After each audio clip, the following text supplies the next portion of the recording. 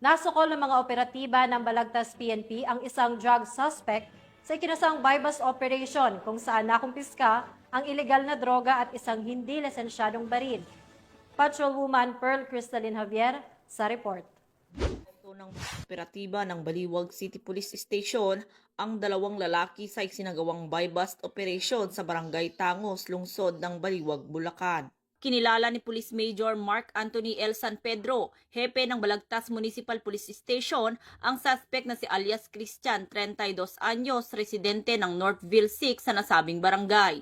Batay sa ulat, nakatanggap ng impormasyon ang mga tauhan ng Station Drug Enforcement Unit ng Baliwag City Police Station hinggil sa ilegal na aktibidad ng mga suspect. Dahil dito, agad na ikinasang operasyon na nagresulta sa pagkakaaresto ng dalawa. Nasamsam mula sa mga suspect ang 3 piraso ng heat-sealed transparent plastic sachet na naglalaman ng hinihinalang shabu at isang caliber 38 arms core revolver na walang serial number.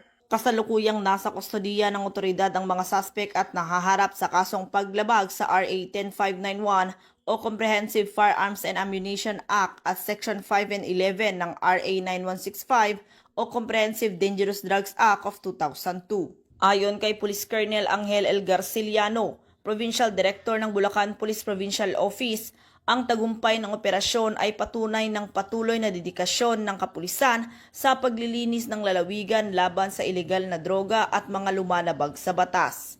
Mula dito sa Bulacan Police Provincial Office, ako ang inyong PNN Correspondent, Patrolwoman Pearl Crystalline Javier, alagad ng batas, tagataguyod ng Balitang Pulis.